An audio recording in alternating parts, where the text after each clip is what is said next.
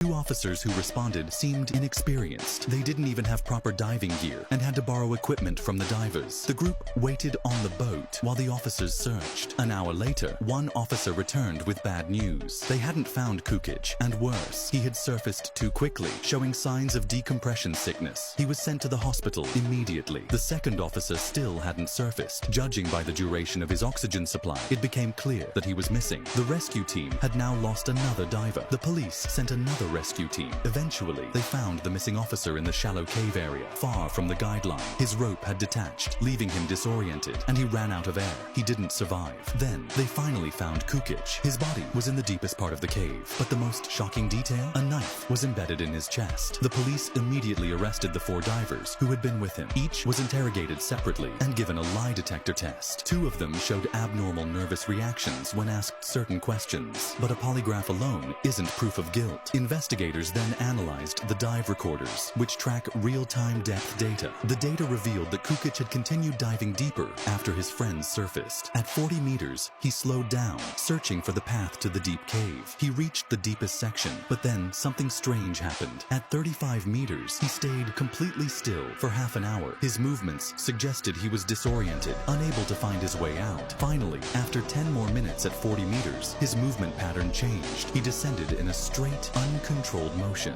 His data was drastically different from his friends. They had surfaced together. This ruled them out as suspects. What about the person who stayed on the boat? He had no dive recorder data, but an investigation found no signs of equipment use. Without a proper dive setup, it would have been impossible for him to dive deep enough to reach Kukic. Some suspected foul play. Perhaps someone tampered with the dive recorder, but forensic analysis confirmed that the device was intact and untouched. Then came the final, most chilling conclusion. The forensic report showed that the angle and depth of the knife wound were consistent with self-inflicted injuries. Trapped in the depths of the cave, running out of air, Kukic likely realized he wasn't going to make it out alive. Faced with suffocation and panic, he made a devastating decision to end his suffering on his own terms. This case remains one of the most tragic and mysterious diving incidents in history.